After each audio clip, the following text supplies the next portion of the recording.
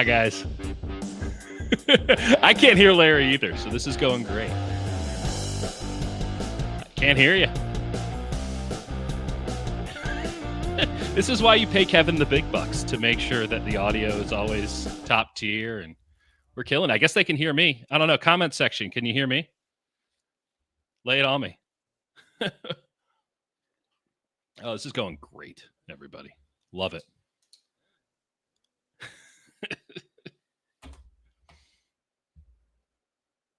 No idea. Double check it. Hey, there's something. Okay. We're doing this. Professional broadcasting happening in real time. In the meantime, neither Larry and I are in Las Vegas because we have a semblance of self-preservation. Apparently, it was about 100 degrees at 8 a.m. I can't believe they're practicing football in such weather. I can't believe that they don't have an indoor facility that they can work at in Las Vegas. But here we are. And at some point, Larry will join me on his show, and we'll talk about it. Not even close, buddy. Can't hear you. Nothing. This is the stream that I've been dreaming of all this time. And yet here we are, and it's happened. And I'm a little perturbed by it all. A little bit frightened by it. Okay, I have now hijacked the Krug show. Dieter Kurtenbach here. Hi, it's been a minute, you guys. How you doing? Maybe Larry will join us at some point. But yeah, Sickos, unite. We have finally taken over Larry's channel.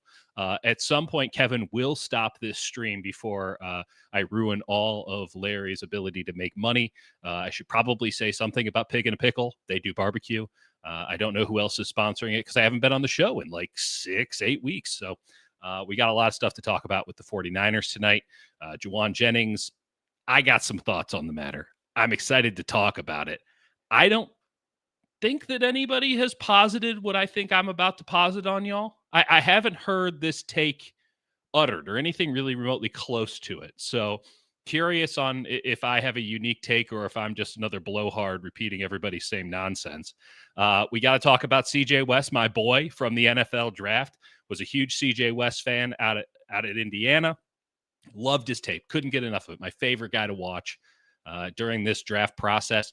And he is living up, except now he's down. So we'll have to get into that and what it means for the 49ers defensive line.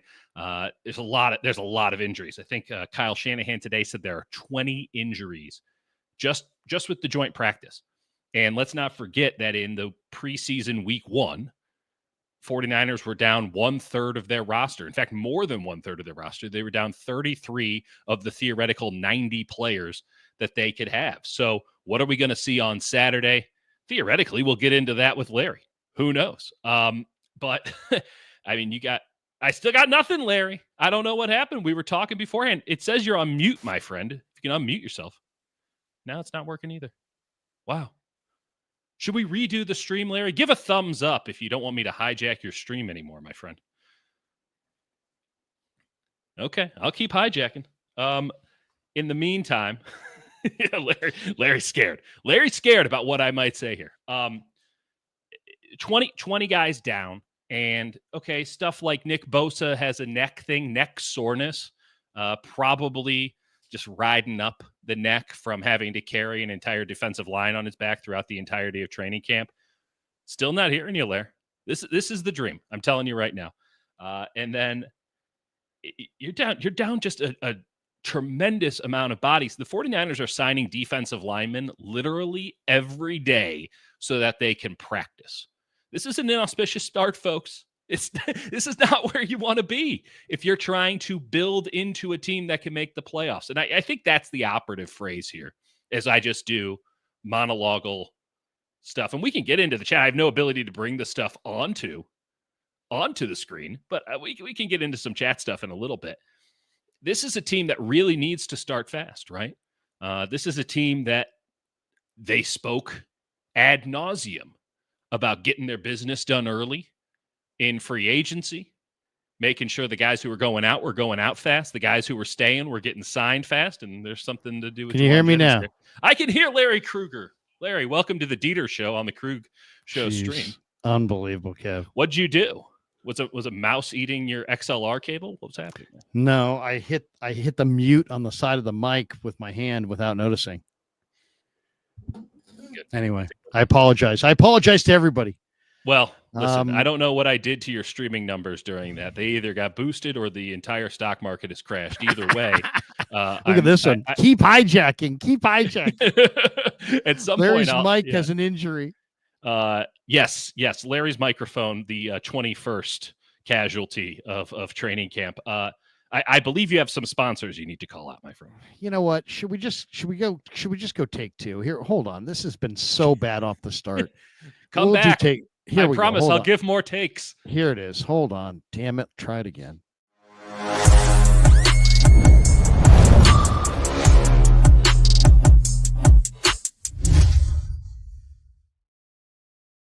Welcome to the Krug Show. You were on mute for a second there to start it off. I thought we were going right back into it. Okay, Larry, do your show now. I'll shut that. All right. Welcome to the Krug Show. Where is it? There.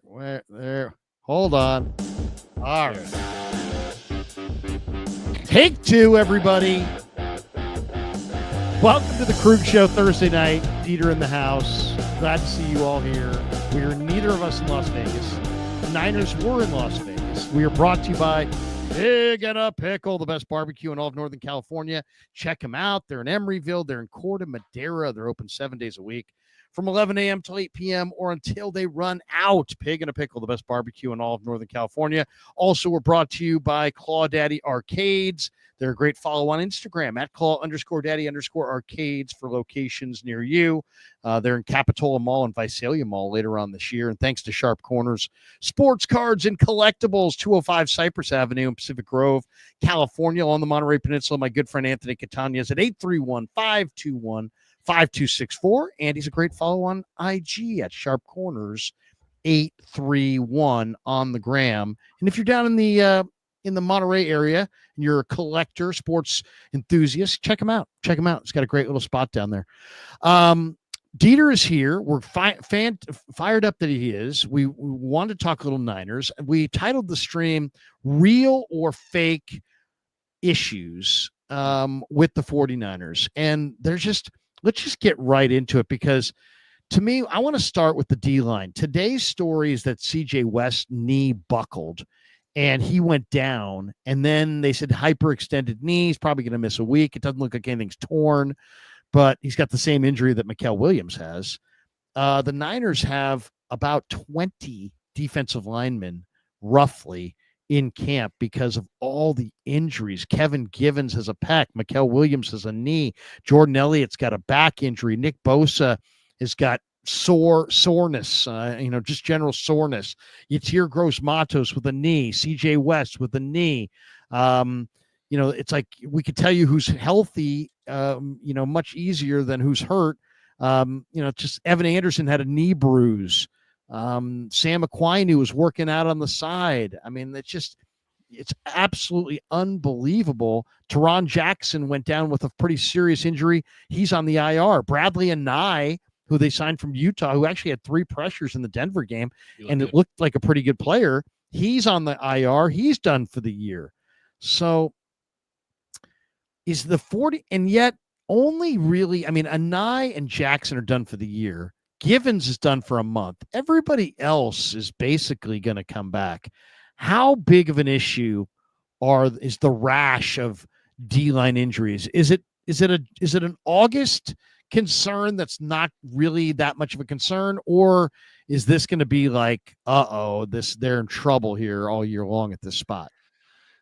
I don't have a deep pit in my stomach about this. I think all signs as it currently stands point to this being a acute situation, and the fact that it keeps compounding in its problematicness is less than ideal. But is anyone officially ruled out for week 1 that hasn't already been ruled out for the season?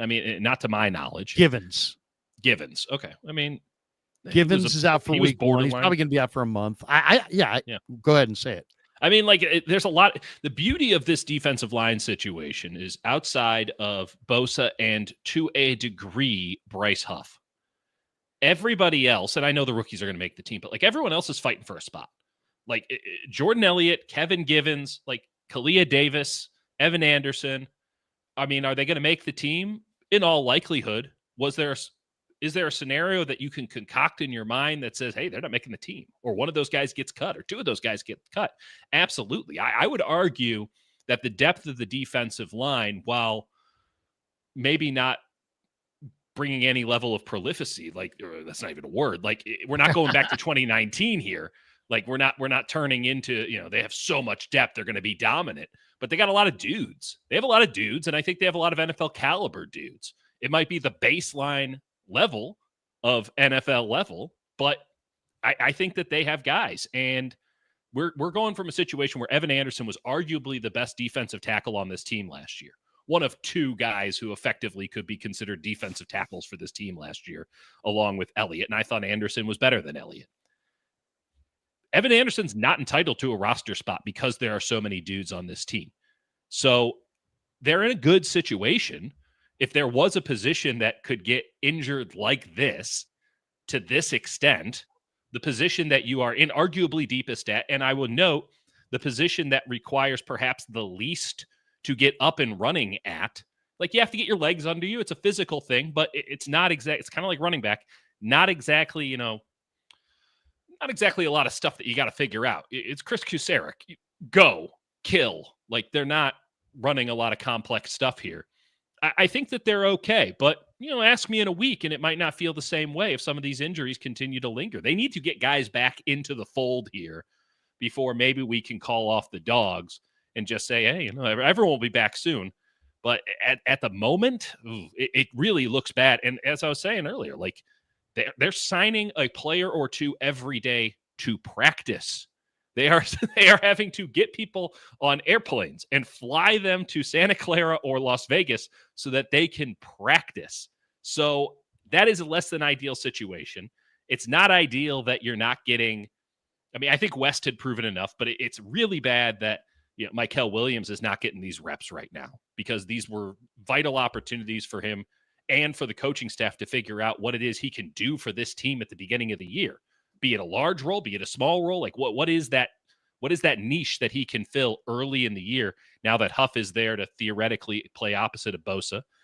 It's less than ideal that Alfred Collins started slow, and now he's like the only one left. So he's got to play nose tackle because they don't have enough defensive tackles. They're going three down linemen at this point. They're just going to a 3-4 defense. They don't have enough defensive linemen.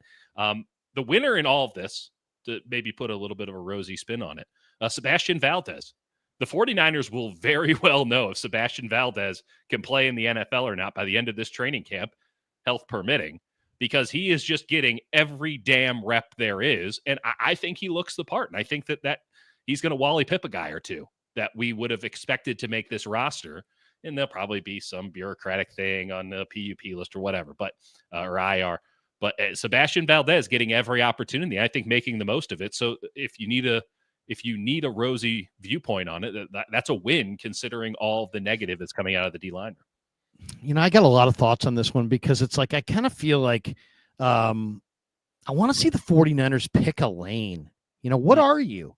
Are you a team that is a Super Bowl contender that is trying desperately to win on the margins on special teams? Or are you a developmental team trying to find tomorrow's players and you're in that discovery mode of building your roster? I mean, they've picked up guys, multiple guys already that they themselves know can't play. Right. Just because they're trying to get through this camp. Mm-hmm. So it's like, well, if you're a developmental team, aren't you wasting opportunities on guys, younger players that you might want to take a chance, take a look at? Are you all out of ideas? Are you all out of options? Is every good player that's out there already signed and in a camp? There's not a single player. You're bringing in Michael Dwumfor, who can't play. You're bringing in guys, Malik Turner, who's been on this team now 3 times. Yeah. And it's like, he's not going to be on the roster. So it's kind of like, it feels a little Farhanian to me watching all these kind of no-name guys. But back to the D line for a second. I will say this. I just like to count to 10 because if you got 10 guys, then you're all right, right? You got Dude, 10 NFL It's dudes. 6. So they got, but as far as like, what do I think they're going to have? Like minor injuries, let's say They within might the have 12. Yeah. 2 weeks. Nick Bosa, Mhm. Jordan Elliott, Mikael Williams, Yep. CJ West, Alfred Collins, Bryce Huff. That's 6. Yep. Yatir Gross-Matos is coming back at some point. He's getting paid. He's going to come back. That's 7. Right. Kalia Davis is 8. Valdez is 9. Sam O is 10. Right. Evan Anderson would be 11. Right. Maybe Trevis Gibson might be 12. If you're the rest of the guys, I don't really think are NFL. They're more practice squad. Like I don't believe in Beal or Garvin or Jalen Allen or Bruce Hector. I don't know who William Bradley King is. Actually, I like him a little bit. He's actually one guy I actually kind of do like a little bit. He's just a speed rusher. But I think he's a good one. I mean, he's actually kind of a young player that doesn't have, it's not like, oh my gosh, what? And this guy's Bruce Hector. He was with the Jets, and he's just a high motor, undersized, do the right thing. You know what Bruce Hector is, and Dwumfower. I'll tell you what they are, and I know exactly what they are. I'm not. It's like I've got like a bug in the Niner building. It's like I know this so well. Hector and Drumfower were signed because of how hard they practice. Yes. Because they want guys in practicing hard. And CJ West and Alfred Collins and Sebastian Valdez and Mikael Williams need to see guys practicing hard, not guys jaking it, cashing checks, and not practicing hard. So Bruce Hector and Dwumfower, what do they have in common? These guys play with their hair on fire, and they play hard, and they go hard every rep. And they're great practice players, and they're a great example to these young guys. I think that's what those two guys are about. Because Hector plays so hard, and so does Dwumfower. Now they already cut Dwumfower. So that's what I'm saying. They're just kind of. I legitimately, Larry, cannot keep up with the ins and outs. There's 3 emails a day. You have to read them, but it's Farhanian. It's Farhanian, but I disagree with the notion on the lane. Because there could not possibly be a unifying thread throughout this roster. You have future Hall of Fame players at some positions, and then you have other positions where you are legitimately just trying to find somebody. Like they are a developmental roster everywhere other than like 8 guys. So this feels... no doubt. No doubt. I mean, you have to, so the coaches this year will earn their money. Oh, yeah. And you if you're betting on the 49ers, you're betting on those, I said 8. You can draw the line wherever you want, but there are certainly very high-end players. First, not first ballot Hall of Famers, maybe a case of Trent Williams, but like exceptional players, household names. And then you have a roster that with some second-year players, with some guys that they've brought in that maybe have a shot, and then with all of these rookies, they are trying to figure out what they can be in the second half of the year. But the team will define itself. Like, are they a contender or not? It will have to be defined about halfway through the season. Okay, have these young guys figured it out enough to where they are assets to our team and we can start going now, a la the Rams the last 2 years? Or are we playing for 2026? And both of those options, I feel, are equally on the table. In fact, with all of the injuries, especially to a lot of the young guys, it feels more and more like the coaches just have to kind of concede towards 26 and be happily surprised if 25 turns into anything, because these reps that they're missing are huge. We've talked about it a million times, Lair. If you miss training camp as a rookie, you're redoing your rookie training camp. You're getting held back effectively for a year, because once the season starts, you're not getting that kind of practice. You're not getting an hour and a half of full contact. I mean, Ricky Pearsall, you could make the argument, practiced like 5 times in his NFL career before training camp started. Like he practiced a couple times with no pads. He did like a day or 2 with pads, injured his shoulder, is out with the shoulder injury, gets shot, comes back around week 8 or something. By that point, the NFL, you're no longer really practicing. It's just walkthroughs because you have to maintain your level of health. Then you get OTAs and mini camp. That's not really football in an earnest sense. And then he was a little bit injured to start this. So like that position, defensive line, same thing. Like Mykel Williams is missing vital reps here to turn into something. I mean, Alfred Collins getting a slow start is less than ideal, but at least he's there now and he's going to get the reps. I think CJ West had proven enough to where I didn't need to see more of CJ West, but it's tricky. But the fact that they're bringing in just sort of jag guys, not even jag guys, like just pros that are placeholders, just, I don't know, character actors, if you will. The fact that they're bringing those guys in tells you that they feel pretty good about the quality of talent that's sidelined, and the timetable for those guys to return isn't going to be too long, because otherwise they would actually start throwing some darts around saying, hey, we're going to need a guy for a week or two, which is kind of what they're already talking about at the wide receiver position, right? Like they're already, we need to bring in a dude. Well, I mean, that's the thing. I mean, I would say when it's funny, with the off day, I did a 50-man roster breakdown, 53-man roster breakdown, just to see what it would look like and see kind of where they were at generally. I think Lombardi did one as well. And on his, he had the Niners trading Jordan Elliott. And it's funny because like on mine, I understand what he's saying, because I had the Niners trading Yatir Gross-Matos. You know what I mean? And if everybody's healthy, then you probably have to move somebody off the roster, which sounds funny because we're talking about can they get, but then at the same time, there's so many young guys here. You got to ask yourself, because young guys don't typically play a full complement of reps, and backup D linemen all play in a rotation. Right. Do they have enough? And the question is inside or outside. I think they have enough inside, even without Givens. West, Collins really is coming on. I think he had a good game. Elliott is not a starter. It worries me when he takes the first rep in practice at D tackle, because I'm like, oh my God, this is not your number one defensive tackle. But on this team, he's the veteran guy. He was their best defensive tackle against the run, according to Kyle Shanahan, which is why the 49ers were perhaps the worst team against the run, not named the Carolina Panthers last year. It didn't help that Devondre Campbell was standing behind him, but yes. But then there's Kalia Davis, who also looks pretty good. You mentioned Valdez. I love Evan Anderson. So, I mean, I actually think, you typically go 5 and 5, right? 5 interior, 5 outside. Evan Anderson, Sebastian Valdez, Kalia Davis, Alfred Collins, CJ West. That's 5 right there. Mix in Jordan Elliott, you got 6. So they may have one extra. I think they're a little thin outside. If I could, like, for example, I like the guys they got. I like, obviously you love Nick, Mykel, Ekwonu. Huff, Ekwonu. Is Gross-Matos an outside guy, or is he just an undersized 3? There's a question there. I'm Gross-Matos, Beal, Garvin, the other guys, I'm just kind of like lukewarm on. So, like, for example, if I would look at the cut down, if I see somebody who's an outside guy that's better than those guys, I think this is the year to bring those guys in, because this is but I'm worried they may go the other way and try to make all these moves on the margins.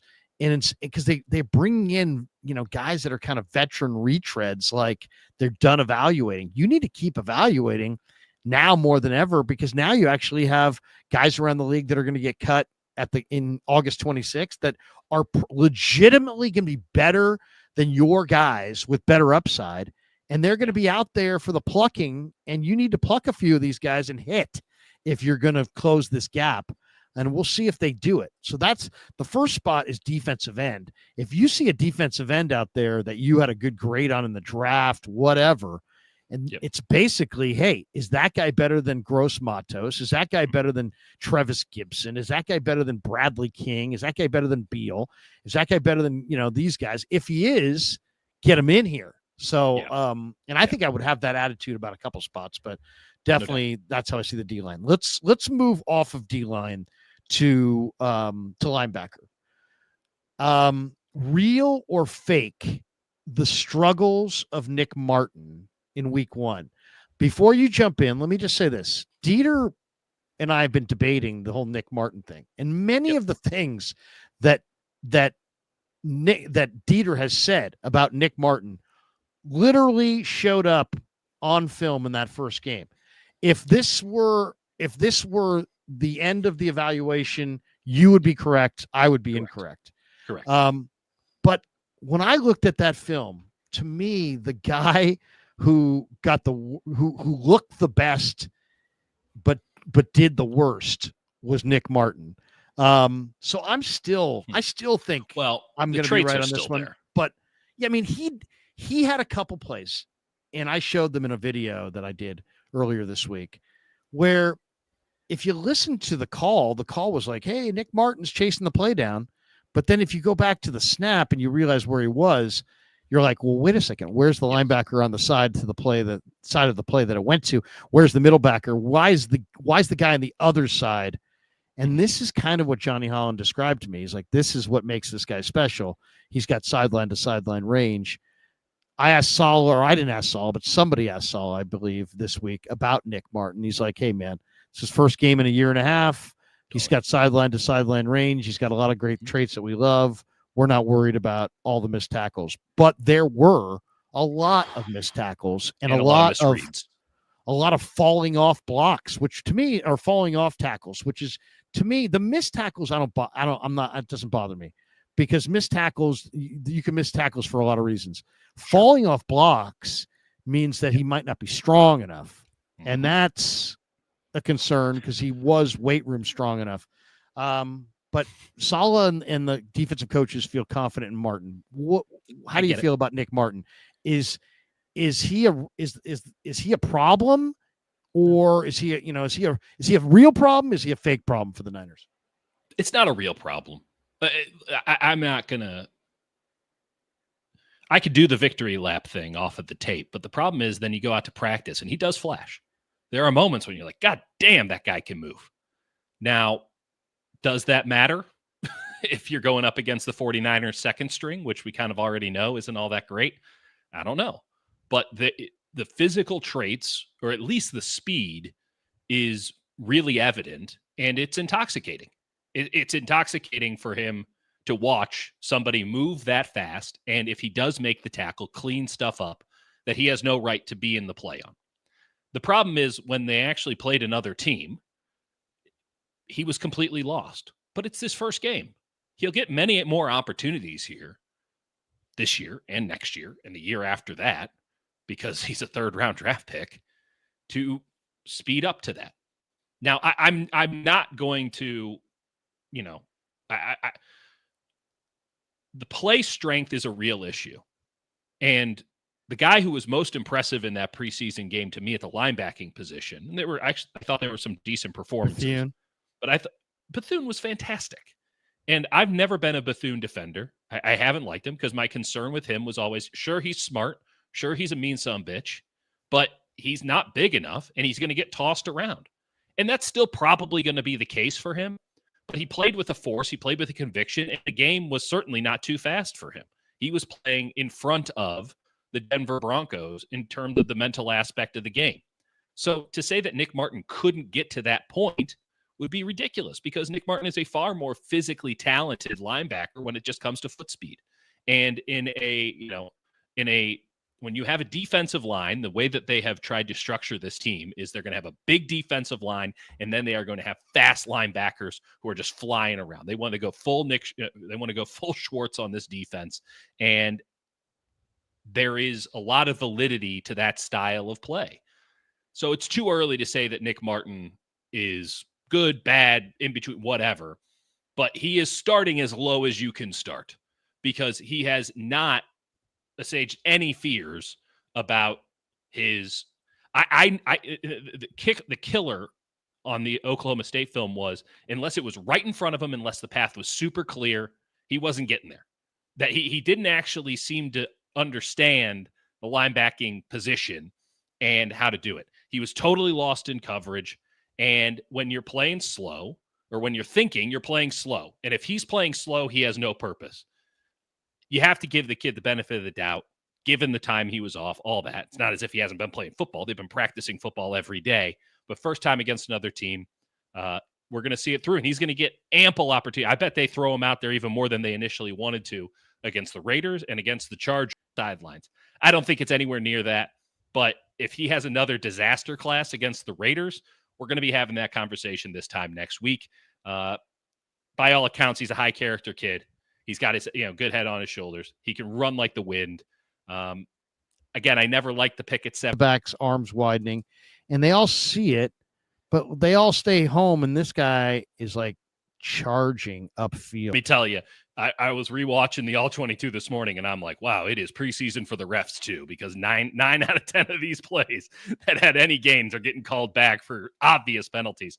But I mean, there's a lot of traits I really love there. He identifies it. He's coming downhill. So my biggest argument last year with Campbell was that he just made plays right down here. He just allowed. They never ever made plays in the backfield. They never had tackles for loss. I'd love to see how many TFLs the Niner linebackers had last year. So this guy is doing what I want him to do. He's shooting a gap. But he overshot it, and it looked bad there, and you're staring at his number. So that's a bad play. This is one bad play. But Larry, it's a duo play up the middle.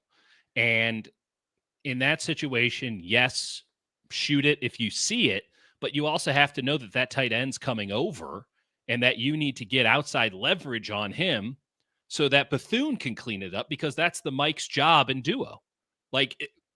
I'm not telling you that Nick Martin did a bad thing, but this is kind of just go.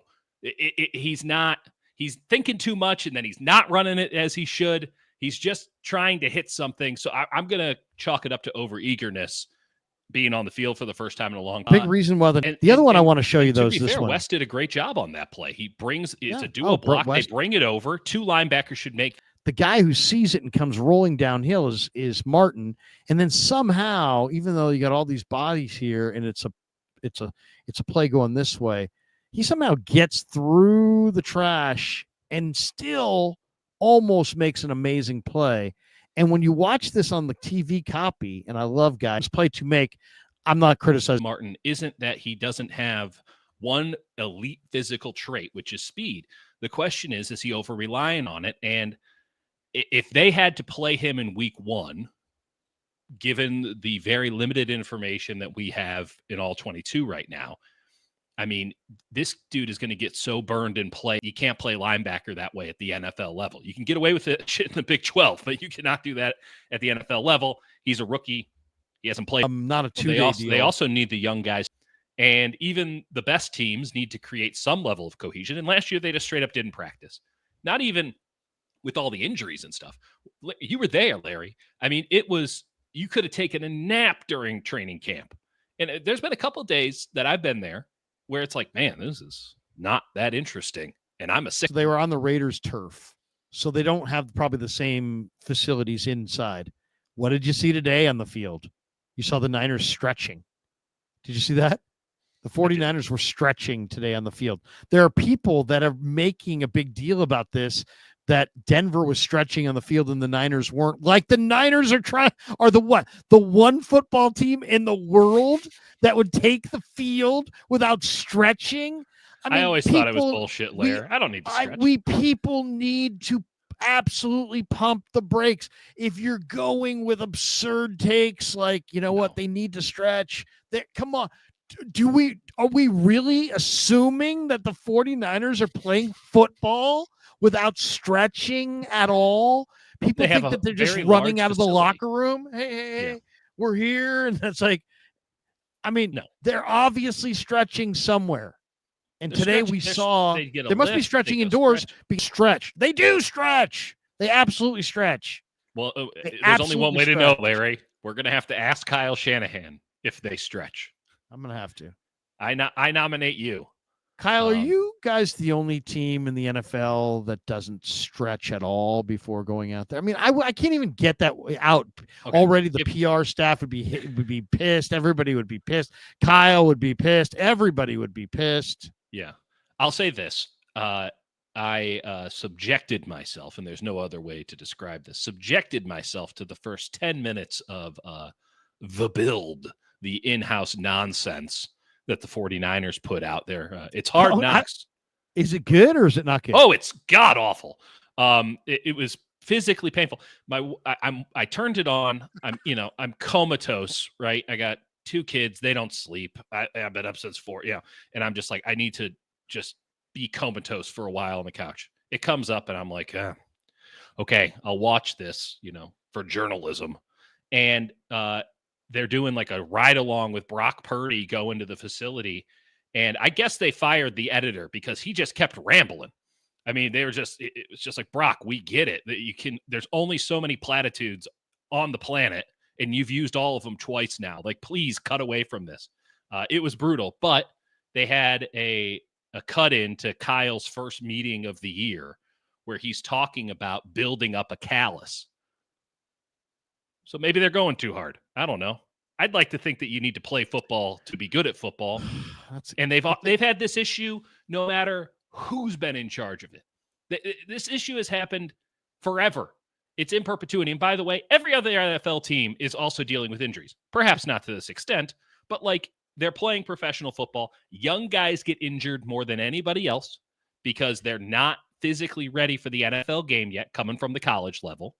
Old guys get injured. What does this team have? Nothing but really old guys and nothing but really young guys. The two groups of people who get injured all the time, which is why teams don't like to be built around those kind of rosters, because there's too much injury risk. So you're saying that the Niners have some great players, like as Shanahan said. Yeah, we got it's kind of like 17, except we got 7 or 8 great players still hanging around. So you're saying they got some old players, and then they also have such an abundance of young players, and that if they had more like third, fourth, and fifth year guys, they would be healthy. Yeah, if they had guys coming up on the end of their first contracts, I definitely agree with that in an NBA conversation.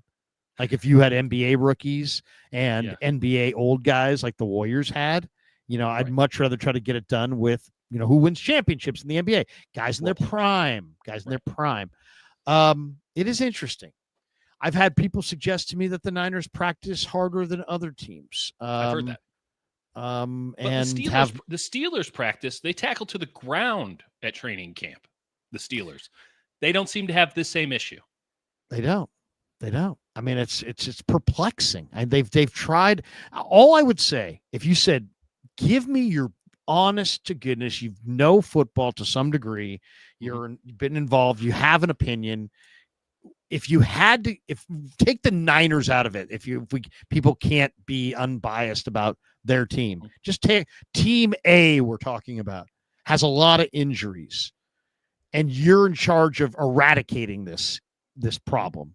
What would you do? What would you recommend? I would recommend, and I just believe in this, that injured guys get injured. I know that sounds simplistic, but what I mean by that is people that are hurt in college are probably more apt to be hurt in the pros. So let's look for guys. Let's look for guys who didn't play like Garendo played. Like, wow, he's big and strong and fast, but he played one college game. Hint, hint. Maybe that could be like a little hint that maybe what's going on there. He's the biggest, strongest, fastest guy, and he only really had one college start. Well, Larry, as opposed to Corey Kiner, who played all the time. Yeah, but Corey Kiner's not that good. So, like, this is your issue. You can get the durable guys who played a lot of collegiate football, but if you're getting them, you're taking a guy who's really, really good and really, really durable is gone after pick 60 in the NFL draft. Like, that's an arbitrary number, but you get where I'm coming from. And after that point, it's, okay, I'm willing to sacrifice upside for the floor and just take guys, Corey Kiner didn't get drafted, but take, guys like that, a CJ West, if you will. And then the flip side is, we want the upside. And if you have Super Bowl on the mind, you're not taking floor. You're taking ceiling, and you have 11 draft picks. Year before that, you had 9, and you're willing to take the risk. You're willing to take the risk because you got a bunch of rolls of the dice. It's not working out right now, but I agree with you. Injured guys get injured. Christian McCaffrey, what was his knock when they traded for him? He was injured all the time in Carolina. That's why Carolina moved off him. Yeah, that's what me and Todd Husak debated. I mean, Todd was like, hey, this guy's a great player. When he was at Stanford, this guy's going to be great in the pros. And I said, yeah, but I see him as a specialist who's going to have durability issues. Totally. And he's like, oh, no, he's much more than a specialist. And really, he was right. But I was right. He has durability issues. He runs upright. He's not he's tough. I mean, Christian is an awesome talent, Right. but he's But taken a lot of abuse. last year should not be a surprise to anybody that something drastic happened at that position with the workload that he had. Same thing here with Mykel Williams. Mykel Williams, if he had no injury concerns, would not have been available to the 49ers at 11. But he should have gone first in the draft, they said, but he didn't play hardly. They being me. But I mean, he was injured all the time.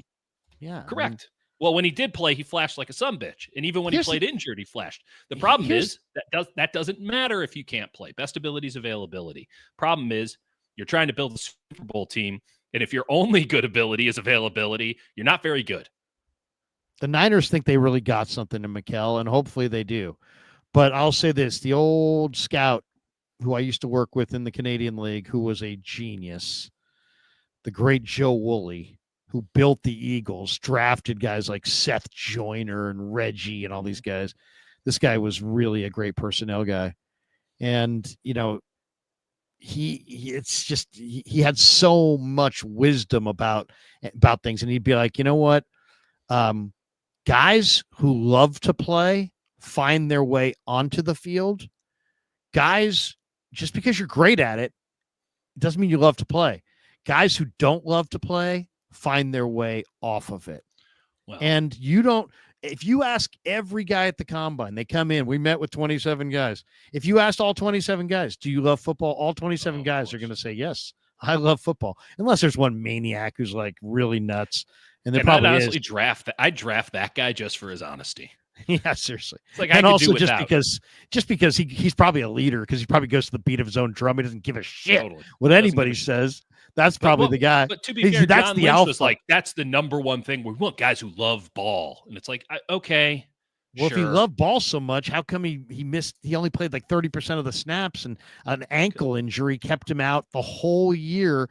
And it bothered him throughout the draft process, to the point where he had to have an individual workout with Jalen Walker like days before the draft to kind of solidify his health. And then immediately in camp, I mean, literally immediately, he's clutching the ankle and wincing. And when we asked him about it, he's like, it's fine. But then he missed the next day. He literally said his ankle was fine, and then the next day missed practice because of the ankle. So it's like, what are we even? I'll give you two things. I think you're being unfair, because he did play throughout a high ankle sprain for the entire campaign. And you ask anybody who was around that Georgia team, they would have told you. I heard this from enough people outside of any building, and maybe they were just telling me what I wanted to hear, but at this point, they didn't know anything about my Mykel Williams stock. They said straight up, a lesser player wouldn't have even bothered. They would have just packed it in, maybe come back for another year, or just go to the draft. And a lot of guys make that, quote, business decision, and Mykel Williams is like, I'm fucking playing. I'm going to play on one leg if I have to, and it never got right. Now, for something more appreciable, but I mean, that was last year. He still I'm is not bothered disagreeing, by but that issue. It sounds like it hasn't gotten right. But isn't that a concern? Absolutely, it's a concern. I mean, it's a huge concern, but I don't think it's a character concern. If we're I'm not saying character. No, I mean, the guys, that right part of it is on the line. No. Part of the reason that people like him is they feel like he's got a high motor. It's about he only played 30% of the snaps. He played in the deep rotation at Georgia, and he played all over the place. But my biggest thing was you were looking for a dynamic edge rusher, and I don't think he's a dynamic edge rusher. I just saw him last week get absolutely dominated by Zach Johnson, who is right now looking for a job. So Mykel looks like two different players. Against the guard, he looks like a ton. And against a guard in space, he's way too much. But if you put him off the edge against a tackle and he doesn't win with his initial move, he's cooked. He doesn't seem like he has anything else from there. So it's just where he's at. I mean, I'm not thinking he's not going to be like this forever. He's got a great coach. He's a prospect. They're all prospects. They get better. Nobody comes in and gets worse, right? But everybody gets better. So he's got a body for the game. There's some guys who what you get initially is all you're going to get. But those were my concerns, and they're still my concerns, because I've watched the one-on-ones, and he's not in for the 11th pick in the draft. I expect him to win one-on-ones against Zach Johnson, consistently and look awesome doing it, and he's not doing it. And I'll say that's this. what concerns me. Absolutely fair concern. Here's my concern if we're trying to find some sort of a systemic issue with the 49ers and why they're injured so much. Right.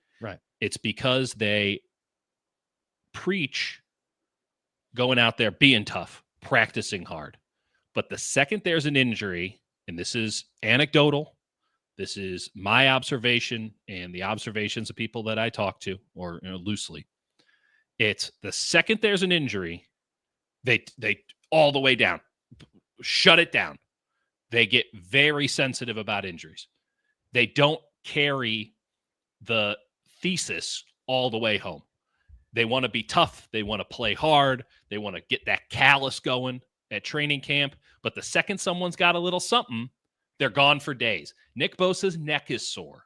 So he's going to miss as many days, unlimited paid time off during training camp. Now, it's Nick Bosa, so it's not that big of a deal. But that level of conservative thinking towards injuries, I can't tell you it's right or wrong. What I can tell you is I think it's keeping guys off the field maybe a little bit longer than they would be off the field in another operation.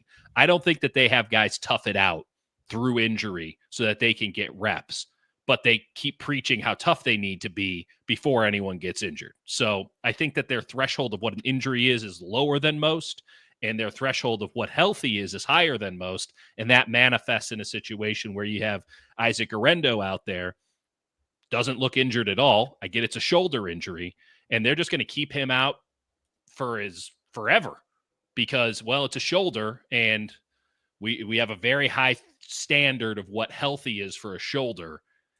And I think it's almost a self-fulfilling prophecy of injury for a lot of these guys. Here's the question, though. I mean, there's a couple things.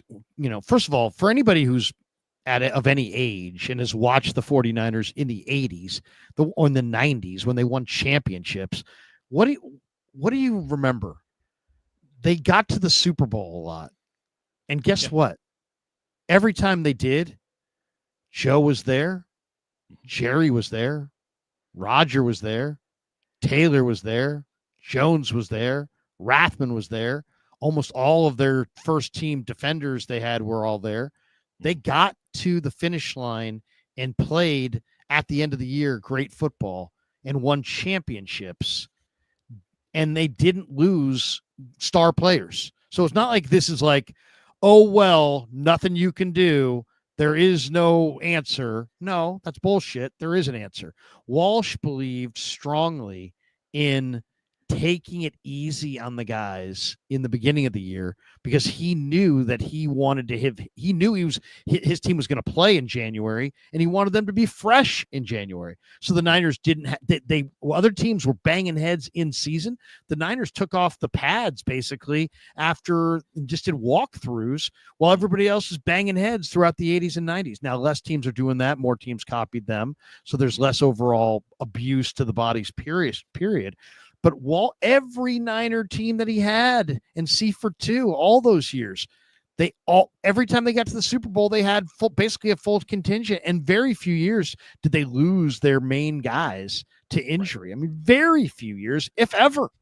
So it can be done. So that's one. Two, there's two different approaches. There's the Sean McVay approach, which is I will trade Rust in September in week 1 for full roster of complement of guys.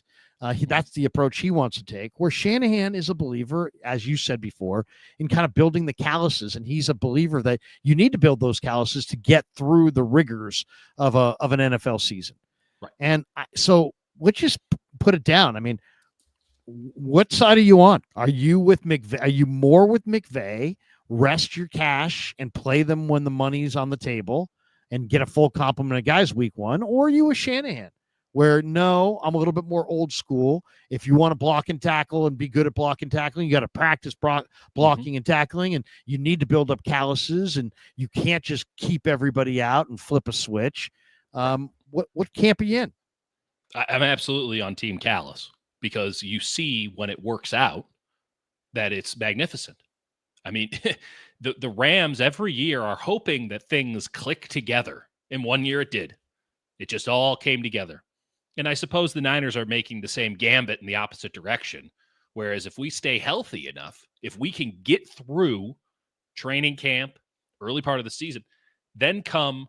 And by the way, even with injuries, we're going to practice our depth guys hard so that they're ready to play NFL football. By doing that, you end up in December and January in a position to where you can inflict pain. And we've seen the 49ers win playoff games in the Shanahan era by being stronger, tougher, and more physical. It just doesn't work if you don't have talented guys because they're banged up and they didn't make it there. But if you can get through, if it all comes together and you can get through and make it there, injury luck goes your way, then, hey, you're the 2019 team, you're the 2023 team. Problem is it just hasn't gone their way, and it's a kind of a boom or bust gambit. And Perry's right. They lost Montana against the Giants and all that. They also had At Steve the end, Young as a backup. Yeah, they had Steve Young as a backup. They did okay. Steve Young also tore his ACL and was back 6 weeks later at one point. Jerry came back in season from an ACL tear. Things were going crazy back in Redwood City. I don't quite understand what was going on there. That's not the case anymore, clearly, but it is. I am of the mindset that you have to practice football to be good at football, because you're resting starters for a preseason game. That doesn't matter. It's about the practices. It's about the joint practices particularly. And the Rams model, it's an oversimplification, just as it's an oversimplification on the 49ers side of going really hard. But the Rams model of, we'll figure it out as we go along. I don't buy it. I don't like the idea of, we'll ramp it up in the second half. It just doesn't jive with me. Maybe I'm wrong about that one. Maybe Sean McVay is as good a coach as there is in football.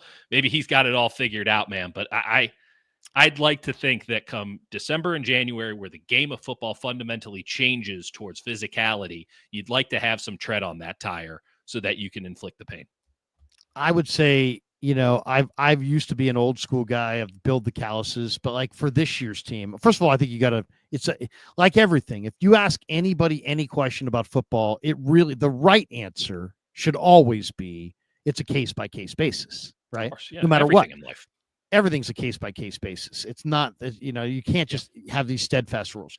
This year particularly, you need to practice guys. You need these young guys to feel the NFL. I would treat everybody the way Jimmy Johnson's old philosophy. I treat everybody different. This year, the Niners have 7 core guys, right, that are really, really good. Now, Purdy wants to play, and I asked him about it the other day. I said, do you need to play? And he said, yeah, I do need to play a little bit. So he's playing in the second preseason game. So he's going to play a little bit. Theoretically. Not verified yet. You don't think so? Well, I think he's I don't know one way or another. Kyle said he's going to figure it out tomorrow. I mean, I wouldn't play him.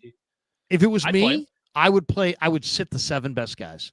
Purdy, CMC, Kittle, Trent, Bosa, Warner, Lenore. That's it. Those 7 guys. I'm not playing those 7 guys in the preseason. Purdy would be the only one I would consider playing, just because he is the quarterback of the team. Offensive cohesion is is something that can be built in the preseason. Absolutely. Offensive flow and rhythm is established in the preseason. So I'd be more apt to play Purdy. But the rest of those guys mean way too much to this season. And the way guys have fallen like flies, I'm not playing those 7. But for the rest of the team, I have a totally different rule, which is, I agree with you, which is they're too young to just protect them. You gotta. That's why you need a lot of young guys, because guys get hurt. But that's also why I would keep looking for other young guys, and hopefully that will happen as we get down to the cut down. I want to see them actually take a look-see at some of these receivers and runners and corners and linebackers from other camps. We don't want to go on endlessly tonight, but we're already an hour and 1 minute in. But I do want to get your thoughts on a couple other things here. Sure. The swing tackle position, where, whatever. I mean, I know the Niners said, well, we don't have a swing tackle, which means you don't have a tackle that you feel confident can play the left side and the right side. But beyond the swing tackle, Do the Niners even have a suitable third tackle? Today, Andre Dillard went on the IR. Austin Pleasance looked awesome in the OTAs. I said so. I was the guy pumping him up. I loved it. I told Forster. Forster was like, hey, I agree with you. He's big, strong, fast. He looked awesome. Yeah. But that's why you don't evaluate the OTAs. We're now in training camp, and speed is bothering Spencer Burford, and speed and power are bothering Austin Pleasance. Speed rushers are beating Burford. They're beating Pleasance. And I saw Pleasance the other day get bull rushed by Jalen Allen, who he outweighs by 100 pounds, and he just got waltzed into the lap of the quarterback. He has no anchor ability. So to me, the third tackle is Isaiah Prince, or it's out there somewhere. I don't think it's Burford, and I don't think it's Pleasance.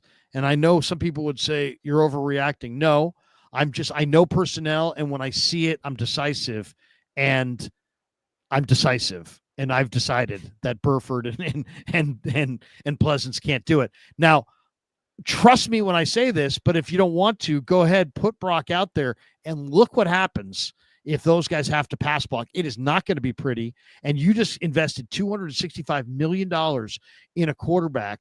Now he can move, but you got to protect him. And you've got some good guards. You've got some young center here. You got some pieces. You're building this thing up, but you don't have a third tackle. You should have signed DJ Humphries. You should have just given him the cash he wanted. Instead, you wanted to save a few bucks. You didn't get DJ Humphries signed. You're leaning on Pleasance and Burford and maybe Prince. Unless Prince can do the job, I don't feel good. Where are you? Is that a real problem and I'm right, or is it a fake problem and I'm wrong? It's a fake problem. I've watched the offensive line tape from that first preseason game 3 times now. I saw that Pro Football Focus gave Austin Pleasance an 18 pass blocking grade. I have no idea what they were watching. No idea what they were watching. I'm not saying he was good, but he certainly wasn't 18 out of 100. That implies that he was basically just rolling over, just falling on the ground and rolling over repeatedly. I thought he was fine. I legitimately thought he was fine. Does he have a great anchor? No. Does he fight you? Yeah. And he was going up against first team, arguably the best defense in the NFL, the first team of the best defense in the NFL. I thought Pleasance was absolutely A-okay, and he can run block like a sumbitch. I thought Burford was done hard in by terrible tight end play. The Niners have been trying What have I told you that none of my evaluation on this has anything to do with that game at all? It's not about that game. You've seen them more in practice than I have, to be certain. So I can't tell you that what you saw is incorrect. And I can't tell you, but when I watched them go up against the first team Denver defense, I thought they were just fine. And as a third and fourth tackle in the NFL, where teams are looking for 1, they'll start anybody at 2. For the 49ers to think that they need to find an upgrade, where is this mythical guy floating through the streets who will be a third tackle? They are starting anybody at right tackle in the NFL right now. Colton McKivitz. Denver has a good third tackle. Okay. I mean, yeah, they have a great offensive line, great defensive line. Philly has Holland Pierce, Cam Williams, I love Holland Pierce, and Miles Hinton headed to their practice squad. Yeah. Okay. I don't know. I hear what you're saying. I did not see it. And I think that on you. Saturday it's going to be just fine. I think it's going to be just fine. All right. Maybe I'm overreacting. You know how much I trust your opinion. Maybe I'm overreacting, but to me, I think Burford looks so out over his skis. He's not, to me, he doesn't. I've seen him false start 5 times this summer. Yeah, Nobody called any of them because it just kind of sucks to Kansas call City Chiefs false starts on him. False started every play for an entire season. They won the Super Bowl.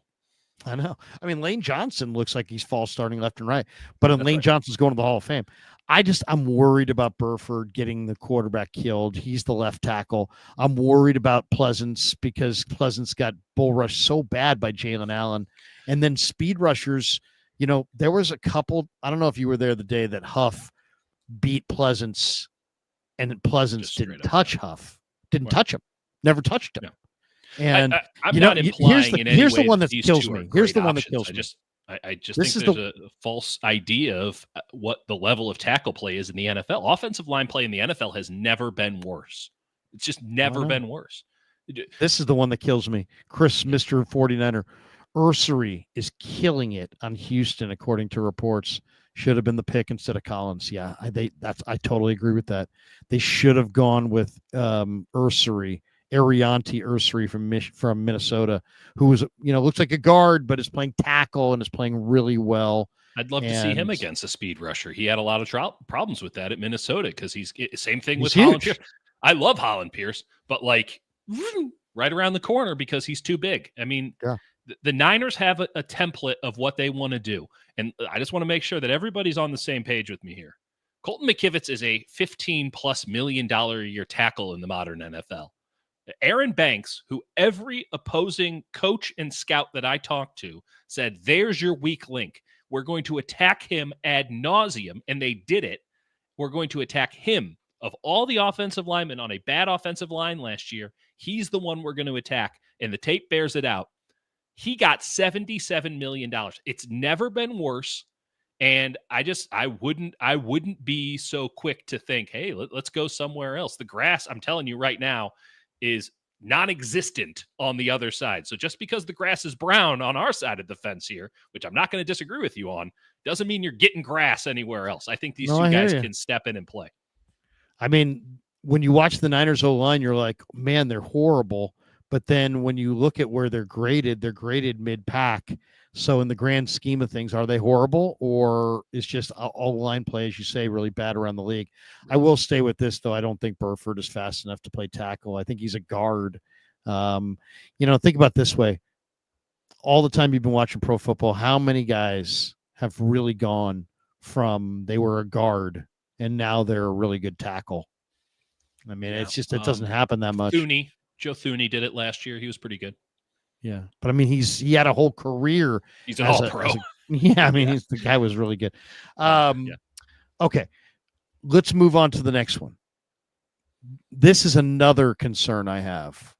The 49ers, pick a lane. What are you? I think I've looked at the numbers and I've looked at other people's cut down list. I think it's very likely that the 49ers are going to wind up cutting for the third year in a row a good young corner, and then they're going to be looking for corners in the middle of the year. Their best three corners are Green and Lenore and Stout, in whatever order you want to go with, whatever. Right. I like all three of those guys. Lenore thinks he's going to be the best corner in football. That's great. That's awesome. I hope he is. Buddy. Yep. I like Dallas Flowers and what I've seen this summer. He's number 4 for sure. Came over from Indy. I think I like what I've seen there. I like the potential of Darrell Luter, and he's made some plays, and other times he's not made plays. He's gotten burned at times, but to me, he's too talented of a player to cut. I wouldn't want to cut him. And then I like Jacob Robinson. He's had a lot of plays on the ball, but those guys are rookies. And the Niners signed Saron Neal to a $2.25 million guaranteed, so he's making the roster. So I don't know about that, Lair, because really? I am the level of sicko. You think they're going to eat that? Yeah, they ate it in Sudfeld.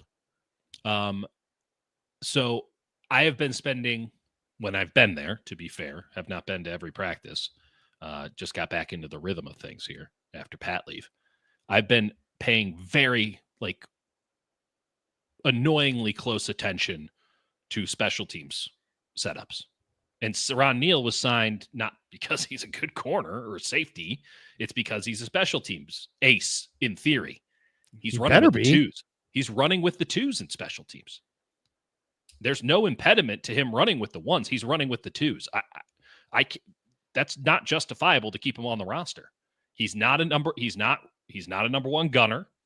He's not a He hasn't jammer. made enough. I mean, whether you're watching practice or the games, based on plays made, he doesn't belong on the roster. He hasn't I don't think made he makes it. plays. If he makes it, that's a real issue because I think it is again, if he's supposed to, I mean, Gifford's out there as a special teams guy. You have Chaz Surratt out So it's there. a real problem. Then you're saying if he makes it, it's a real problem. I agree. If he makes it, yeah, that's malpractice because if your special teams coordinator, who certainly was the one, and this is a guess, but I got to imagine they're the one who signed him, right? He got to pick. He's the only one who got new players this year in free agency. So I imagine that he had something to say about it. And he's not letting that guy practice with the ones on special teams, on kick coverage, and on punt coverage.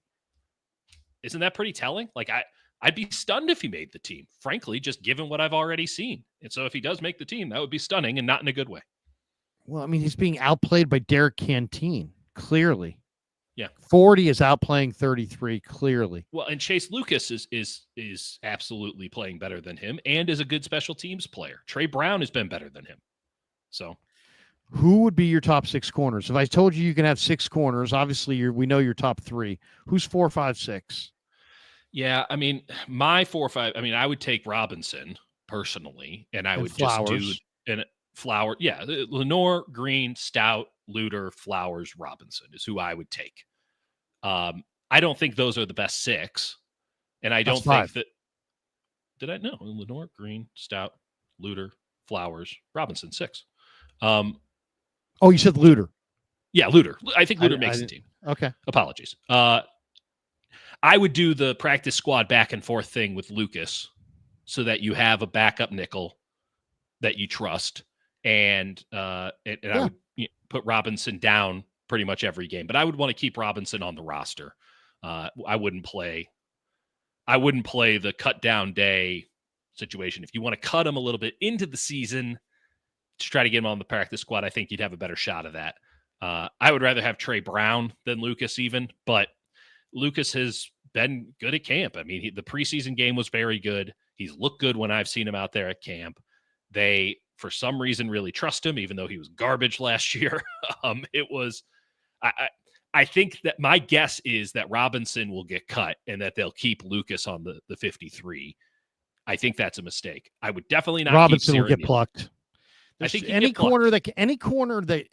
corner that can play is going to get claimed because that it's kind of like Sammy Womack. Lineman. Yeah, I mean, you lost Womack, you lost Jamison, you're going to lose Jacob Robinson, you're going to lose Luter.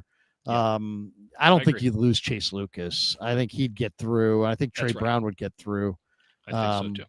I'd go with I'd try to and for that reason, or one of the reasons, I would try to retain my inventory, and I would go with the young guys, knowing that Chase Lucas is going to go through waivers, knowing that Trey Brown's going to clear waivers.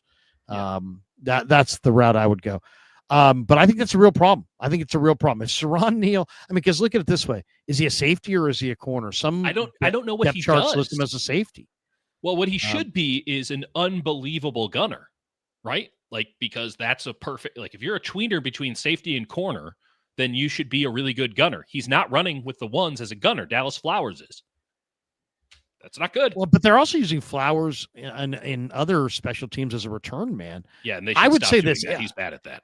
I would say this. If Saron Neal, if Saron Neal's going to make the roster and he beats out Richie Grant, I don't love it, but I'm okay with it. But if Saron Neal makes the roster and he beats out either Luter or Jacob Robinson, I got a major problem with it. You can't cut good corners. They get claimed. Then you're going to be on the waiver wire looking for corners. No, retain Robinson. He's a find. Retain Luter. He's big and long and athletic. Coach him up. That's what you have coaches for. Guess what? ESPN said the Niners are the 3rd best coaching staff in the NFL. Prove it. Yeah. You got a bunch of young guys. Coach them. Don't keep cutting corners who could play from scrimmage, Samuel Womack, for guys who you trust a little bit more, have a little veteran influence, a little special teams role. It's like, be good from scrimmage. Be good from scrimmage. I cannot state enough. Maybe I'm just totally misguided here. How much the 49ers are prioritizing special teams and how that is going to be a pretty significant tiebreaker for this 53-man roster. Can you give us quality special teams reps? And right now, in theory, Sierra Neal should. I have not seen it yet. There's no evidence that they are willing to let him do that right now. And that should be his job. He should, at least Gifford, you're tossing out there as a Sam linebacker because in theory he can set an edge because he has a little bit more size than Bethune, certainly more than Martin. Well, a lot more size than both of those guys. So you can, when you're playing 4-3 over, you need to set the edge as the Sam linebacker. And we saw how that went last year when they didn't have a guy with size to play that role. So, okay, that's fine. But he's in there for special teams. Junior Bergen's going to make this team not because he's a good receiver, but because he's a pretty impressive, given the limited sample we've seen, punt and kick returner. Okay, great. That you have a job on this team, and special teams is not going to be forgotten about. Sierra Neal was brought in, I think, ostensibly to be a special teamer, and he's running with the twos as far as I can tell. What are we doing here? You can't keep that guy on the roster. That's a sunk cost right there. Take the L. You got plenty of cap room. You'll live. Jake Moody, real problem, fake problem? Is there a problem right now with Jake Moody? Well, I mean, yeah, I would say there's a problem from the standpoint of, I don't think he's a problem as far as how he's kicking. He looks great in camp. Yeah. But there's a problem that when he kicks with pressure in games, he's been great in camp before. Of course. So I guess it's a problem. Like, you're only there's a saying in showbiz, whether it's radio, television, wherever, you're only as good as your last show. Yeah. Well, the same thing can be said in sports. You're only as good as your last season. And his last season ended miserably. So yeah, I'm familiar. Last we checked, he was a real problem. Are you going to take made field goals in the heat of Santa Clara sun with no pressure at all, really, because nothing's on the line? Right. Is that going to sway you to believe that Jake Moody, who for whatever reason didn't make kicks last year in the second half of the year, is going to make kicks going forward? So you're obviously a believer that he's rehabilitated from last year, because last we checked, he sucked. Yes. Yeah. I think he's healthy. I think that his new hamstring stretch setup has been beneficial. And I think that if he has one bad game, he gets cut and they call up the NFL office and ask for the list, because there's a list at the NFL office, which they probably don't want people telling people about this. But there's a list in the NFL office with a list of kickers. It's like a Facebook, like an old Facebook, pre-internet Facebook, where you'd flip through the pages and, and you just say, hey, I need the list of kickers so that we can call in and have some tryouts. Hey, Greg Joseph, are you up to anything these days? If he has a bad game, if he misses 2 of 3 field goals, it doesn't matter if he makes one from 60, he's getting cut, and they'll just call somebody else in.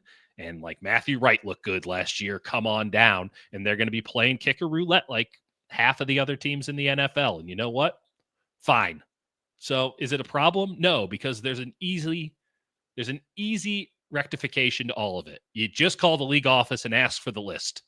And then you bring in somebody else, and maybe they're the best kicker in the NFL. They just needed the shot, and maybe they suck too, and you keep running the game. It's like the long snapper situation they had like 6 years ago, where they couldn't keep a long snapper healthy, and eventually they just called Tabor Pepper out of nowhere, and it's like, oh, I guess you'll just be here for the next 5 years. And then they finally got a special teams coordinator who knows what he's talking about. It's like, this guy sucks.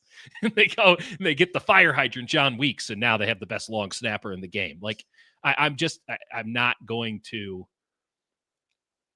I thought that the charade of the competition in camp wasn't worth the trouble, because again, it's a situation where if a guy sucks, you can cut Jake Moody tomorrow and you can bring somebody else in and the beat goes on, because no one understands anything about kicking. Least of all the kickers. It's all a weird head game. And maybe Jake Moody goes on to another team and is the best kicker in the NFL. But I saw some guy that I didn't even know about in Jacksonville kick a 70-yarder. The best kickers in the NFL were playing in the UFL 2 and 3 years ago, respectively. Like, y'all want to stress about Jake Moody? Go ahead. It's just, here's how it goes. If he has a bad game, he gets cut. They bring in somebody else. That doesn't seem like a problem to me. That just seems like some chore that you'll have to deal with perhaps down the line. Back to life says Moody is fine, Larry. He might be awesome. Legitimately, he's got great leg. I like his accuracy, but like no one knows anything about this shit. So including, they're paying a special teams coordinator, 2 special teams coordinators, a lot of money with a lot of acumen. And even these guys are just like, I don't know. Kickers, man. I mean, even Shanahan's like, he's the football coach. He's supposed to like know every fine point of the game and everything. And he's like, yeah, they're going through the uprights. It's like legit. Like that's where we're at. That's where we're at. It's like nobody. You're right. Nobody knows. Nobody knows if these guys are going to make it, not make it. It's like you're just hoping upon hope. I'll say this: do you think, like, if I told you I knew the whereabouts of Greg Joseph, would you? Where would you say Greg Joseph is? Would you say Greg Joseph is wherever he lives? Or Greg Joseph is in Santa Clara, California? Oh, I definitely think he's where he lives because the 49ers would never pay for an extended stay America room for a kicker.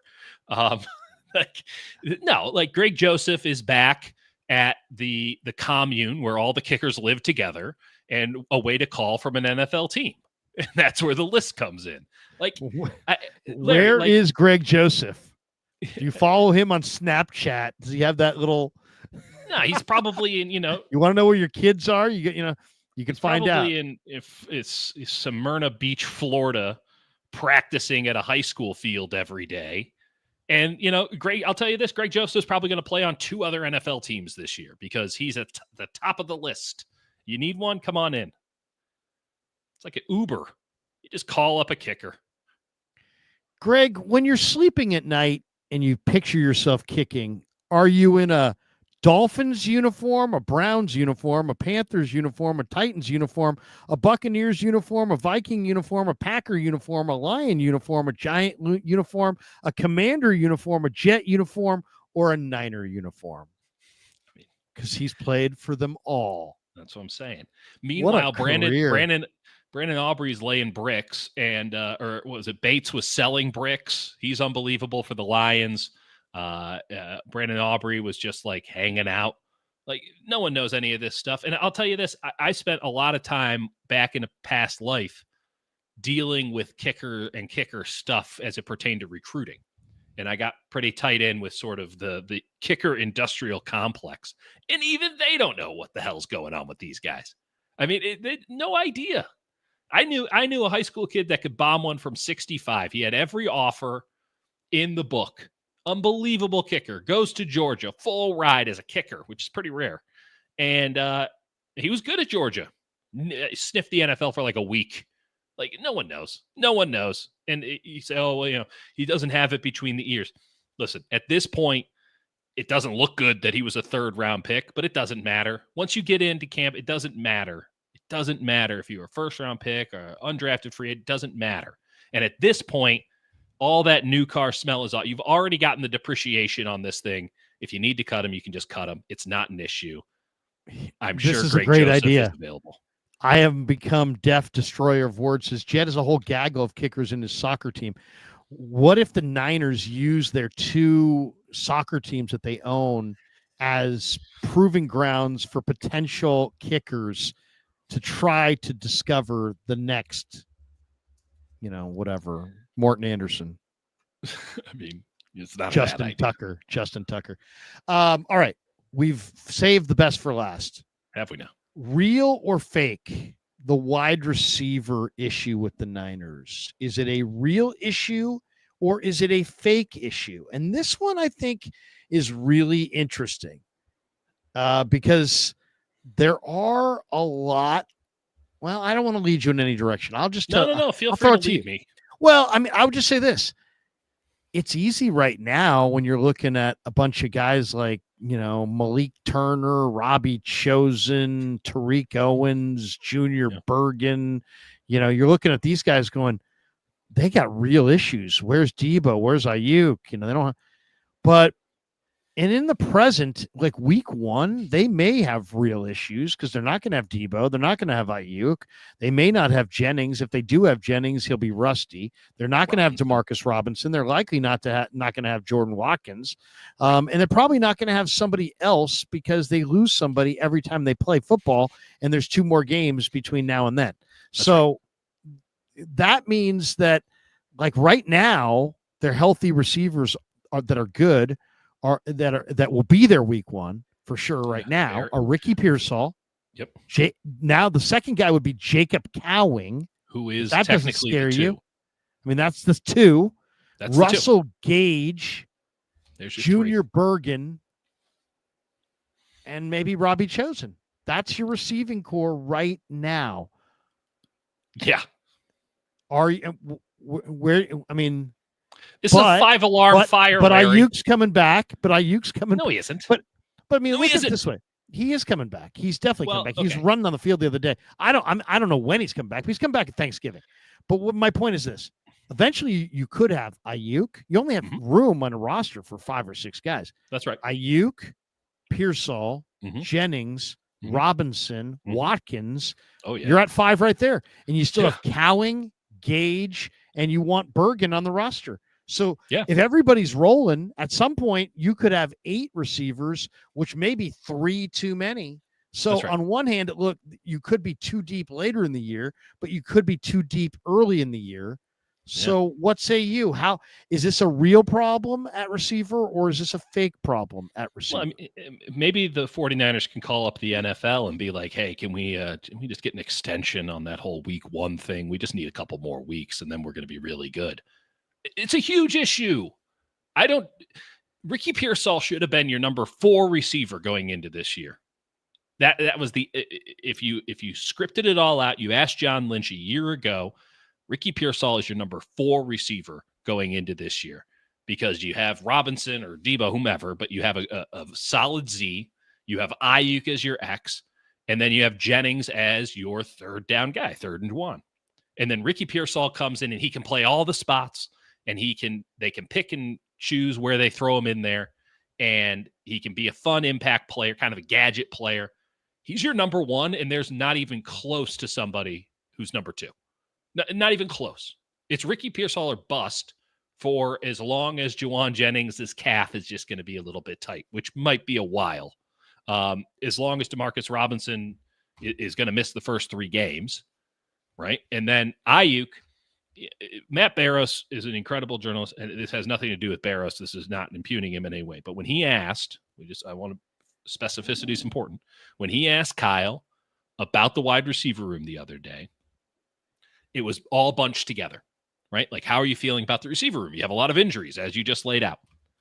And he goes, oh, well, with, Watkins and all, like, I'm looking at week 6 for a lot of guys, and it could be earlier than week 6. It could be week 3. It could be later than week 6, but I look at week 6 as sort of this line of demarcation. I'm with you, Larry. I don't think Ayuk's coming back until like Thanksgiving. That knee injury was significant. Yeah. So this is a lost year. Brandon Ayuk doesn't exist this year. Anything you get from him is gravy, pardon the pun, given the Thanksgiving reference. I agree with you. So I think that's the right attitude. I think that's the right approach too. Do not try to rush him back. This is his career. This is his 100%. His entire career. Give him the wide berth to. Do not be like looking for him in week 5 and don't rush him back like they rushed in Ricky Pearsall because they needed a body. Like you're healed, give him all the time that he needs. They cannot afford another injury. Full stop. And let's also be clear about this. Like, yeah, it should be fine. Eventually. They play 3 division games in the first 5 weeks. So by the time it's fine, they might already be out in the NFC West. I mean, it's unlikely, but it's possible that the NFC West is kissed goodbye by week 5 because they're 0-3 in the division. Because I think Arizona's a hell of a football team. I think Seattle is dynamic on defense. And they really made a push last year with the pass rush late in the campaign. And I think Mike McDonald's got something brewing that's diabolical. And then who the hell knows with the Rams, but maybe they'll have rounded into form by week 5. Their preseason will be over by then. So you're going to roll out Russell Gage. You're going to ask Junior Bergen to run a route. And then Jacob Cowing, who we all agreed looked really good at OTAs. It's a funny thing that happens. I feel so stupid now. At OTAs or at any sort of non-contact football activity, it's the guys who have great foot speed, who can get in and out of breaks real fast. They just look so much better because that's all you're showing. And then, hey, this guy can hit you now. And suddenly that doesn't seem to matter as much. And all of that pop that you showed at OTAs when no one could actually pop you doesn't manifest at all. And it's early yet on Cowing. He gets every opportunity to show that he is, in fact, turned the corner. But last year he had 4 catches. That's your number 2 receiver for week 1 in a division game. That is a 5-alarm fire. And yes, it's going to get better, but that is a pretty deep hole to start out on. And I'm concerned because I think Gage actually looks fine, but Tariq Owens rounds every route. I mean, he might as well be parallel park. It's brutal. Hodgins has he's just slow. Robbie Chosen's out there looking to die. I mean, he's just so skinny. And I know that Mac kind of likes him. It's only on 9 routes. We know what Malik Turner is at this point. Watkins was running 1 as an X. Not because they thought that he was worthy of that spot, but because they just needed a body for that. For him to go out is brutal for this team. But again, we're talking about a rookie wide receiver. For him to go out and that being brutal really highlights how dire the situation is. And it really highlights like DeMarcus Robinson being this critical to the passing offense. Like that's not a good sentence to utter about a team going into a football season. I think DeMarcus Robinson is a totally fine player. He might be the most average wide receiver in the NFL, which is a compliment, right? Like there are a lot worse, there are a lot better. He is right there in the middle. That guy's your clear-cut number 2. And this Jennings situation, I think, has way more than meets the eye. I'm concerned. Okay, so you're saying it's a real problem. You're saying it's a real problem. So, and I agree with everything you said. I think it is a real problem as well. And I'd sign somebody. I would say, what's that? I'd sign somebody.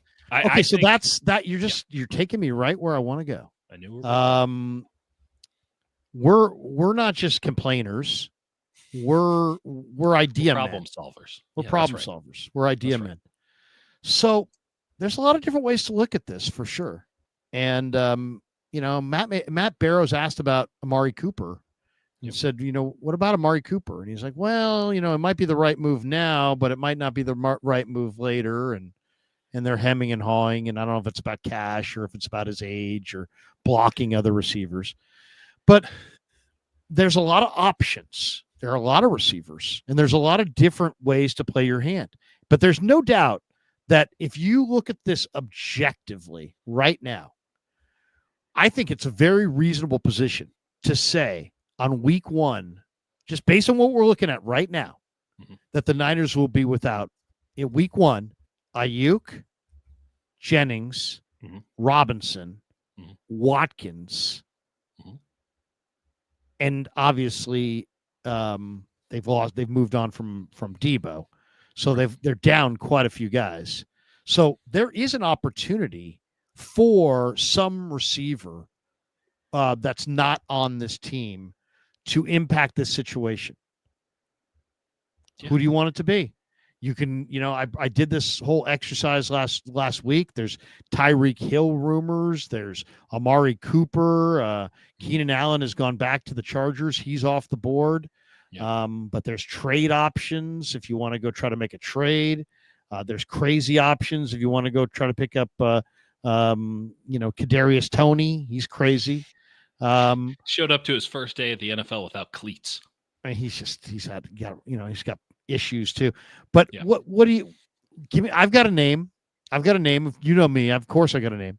I got a name. Give me somebody, and you did your own draft guide. So Dieter and Hutch did their own draft guide. He's got a pretty good feel for the league, and you got a pretty good feel for what's out there.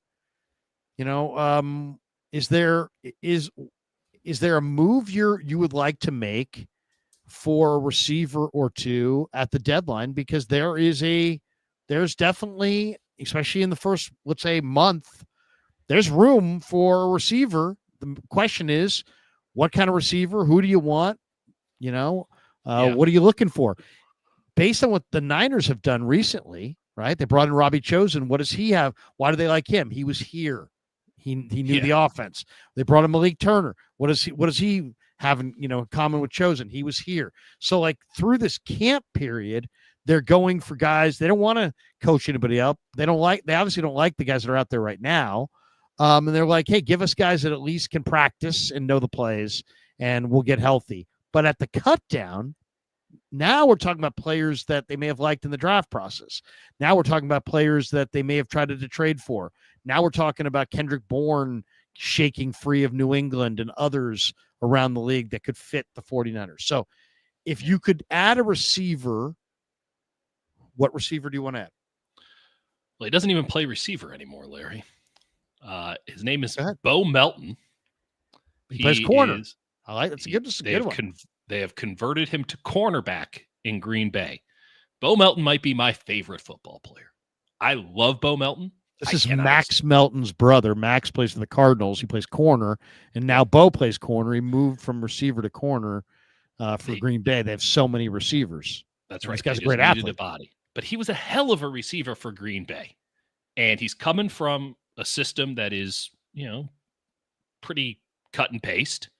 And sadly, it does seem as if they're just going to keep him as a corner and waste what could be a Hall of Fame career. No, I'm kidding. But I just love Bo Melton, and I would, if I'm the Niners, it's like I think that the best way to go about this, the most practical way to go about this, is to just pick up somebody that somebody else cuts. The Gabe Davis of it all, they've brought him in.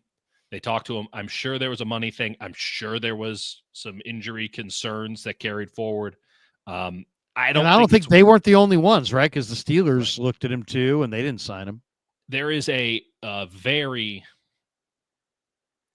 Amari Cooper thing. Perhaps there's resolution. The rumor got brought up again that he's like retired or doesn't want to play football anymore. That's been floating around for 6 months. That was floating around at the draft. At a certain point, it doesn't seem like he wants to play football anymore. That's his prerogative. Good for him. He had a hell of a career. He made a ton of money. Great guy. Love Amari Cooper as a dude. So more power to him. I'll give you one more name here. Efren Chisholm, who undrafted free agent out of Eastern Washington, showed up at the Shrine Bowl. They didn't even have a number for him and dominated the practices. And he's on the Patriots. Patriots probably have too many receivers, one of which is really good in Pop Douglas. I'd go take a look at Efren Chisholm. I'm not so sure on Rick Nash, who signed with the Falcons. San Jose State guy, big body. It sounded like the Niners didn't really like him. Antoine Wells, I don't know if there's a spot for him with the Giants. I really liked his tape. Another Ole Miss receiver. But Chisholm you can watch the preseason. Like, he looks good in the preseason, and it seems like he's going to be shortchanged for a Patriots team that really shouldn't be shortchanging anybody. That's a guy I would bring in. I'd try to find. You think he's going to get cut? He might get cut. That would be number one on the list. Whoa, that would be. I would definitely go after him. I'll give you one more name. If Efton Chisholm III from Eastern Washington gets cut by the Patriots, I would absolutely. He's number one on the list. There's He'd one more really name high on the list. This was the guy that I was higher on than perhaps anybody else, maybe including his own family, during the draft process. I thought Andrew Armstrong, who led the SEC in receptions last year, was fantastic. I don't know what else is going on with Andrew Armstrong. I know that he's on the older end. I know that he transferred in, but he was awesome for a god-awful Arkansas offense last year. He was the only good thing they had going. He's on the Dolphins. I doubt he makes the Dolphins. I don't think Andrew Armstrong changes the paradigm for the San Francisco 49ers, but if you need a body, I'd take a flyer on Andrew Armstrong. I think he can be something. This is probably what I'm probably best at, is finding this gem that sifts through the sifting through the trash, looking for the gem. I've got one here that, and to me, this one was impacted by some news that I heard yesterday, or maybe it was today, that the Chiefs are not going to lose Rashee Rice at the beginning of the year. Mm-hmm. They're not going to lose Rashee Rice until later in the year. Right. So they're going to get to play the first 4 games. He's not going to meet with Goodell and the people in the New York offices till Kansas City rolls into New York. Right. So that, unbelievably, that's like after week 4 or 5. So he's going to be on the roster to start the year. And Kansas City's depth at receiver, they go Xavier Worthy, Hollywood Brown, Rashee Rice, Tyquan Thornton, Juju Smith-Schuster, Jalen Royals from Utah State was their draft pick, but they also kind of like, Sky Moore, Nico Remigio, Brownlee. They got a bunch of receivers, but they have Elijah Badger. There it is. And Elijah Badger started at ASU. Okay. So he's got Badger. This guy's got the Ricky Pearsall, connection. He started at ASU. He returned kicks at ASU in 2023. He was a kick returner. Okay. Then he goes to Florida, transfers to Florida, and he's very versatile. Florida played him at the X. They played him at the Z. They played him in the slot. They used him all over the place. So he's very, very versatile. He's a little bit over 6'1", 6'1 and 3/8, 200 pounds, 32 and an eighth inch arms. But he's got the speed to stack corners man to man. And he's got 4.43 speed for the stopwatch, but he plays way faster than that. He had a 1.53 10-yard split. He's very quick. He's really effective with these head and shoulder fakes, and he's got the stop and start thing going. Very strong receiver. Like all young receivers, right? He needs work, on the precision of his route running and that kind of thing. But this guy only had 2 drops over his last 2 college seasons combined. He catches the ball. He's a yak threat. He'll make defenders miss. He can run through arm tackles. He became a vertical threat at Florida. And then I watched him in the first preseason game. It's actually on right now. It just reminded me watching this. He caught 2 balls for 16 yards in the Arizona preseason opener. He had 2 targets. He caught both. And, so he's not going to make their roster. I don't think there's any chance. I would give him like maybe a 2%, 5% chance of probably making the 53. They're going to try to squeeze him through their to the practice squad. And if I'm the Niners, I would take him and I would put him on the active roster in September, and I would see if I'm right. I think I am. I think you got something here. I think this guy is going to be a really good football player for a lot of years. And I really like him. I liked him in college, and liked him in the draft process. And I think he's just, he's on a good Kansas City team. I don't know why he chose to go there. But yeah, I think he would be a good cut for them, but a great get for the Niners. I'd even trade a pick, a day 3 pick, a late day 3 pick to jump the line, so I didn't have to fight everybody in the waiver market for him. Because I think he's a kind of guy that can make the roster. I mean, stop screwing around with too many Russell Gages. Nothing against Gage. He was a good player, but I mean, he hasn't been good for a couple of years for a reason. He's been hurt a lot. And this is an opportunity. It's like, once again, exactly what I said off the start of the stream. Pick a lane, Niners. What are you? Are you building? And, you've got all these young players and you're building your next great team. If you're building, then go after Elijah Badger. If you're not building, then yeah, get special team bodies that know the offense, and veterans who can't run anymore, who just are going to be in the they'll be at the right place at the right time, but they're never going to make any dynamic plays. Mhm. This guy, I think, has the potential to someday emerge as a very good receiver. So that's the guy I'd go for, Elijah Badger. I had him in my top 150 overall prospects. I You liked him. him in the draft. I guy. couldn't get enough of him. He was one of my favorite players. Jackson Meeks out of Syracuse. Don't know where he landed, but he's an undrafted free agent that I liked a lot. Who else? Ricky White. Getting into Ricky He's White. in Seattle. Yeah. Right. He went to Seattle. Jackson Meeks is with the Lions. I haven't checked in with the Lions lately. Something to keep in mind. Started at Georgia, transferred to Syracuse. Jackson Meeks, a name to keep an eye on there.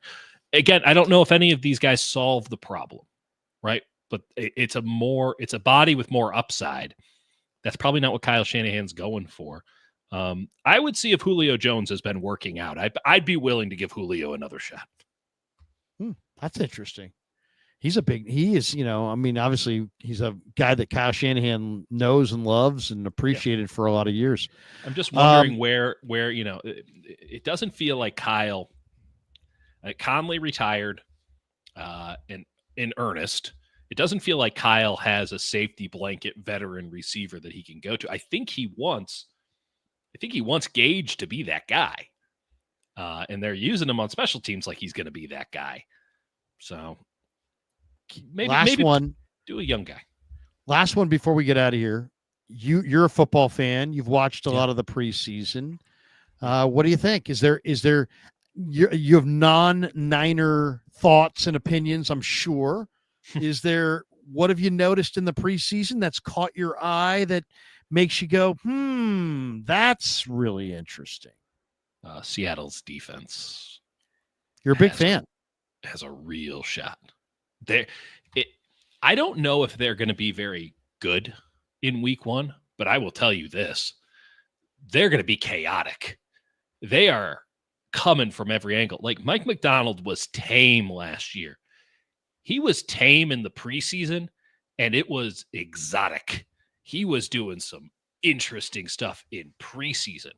So I can only imagine what he's going to dial up for week one in the regular season. I think Seattle, I'm in on Minnesota. Minnesota, I think I mentioned this to you maybe the last time we streamed, which was months ago, that Minnesota is my pick in the NFC.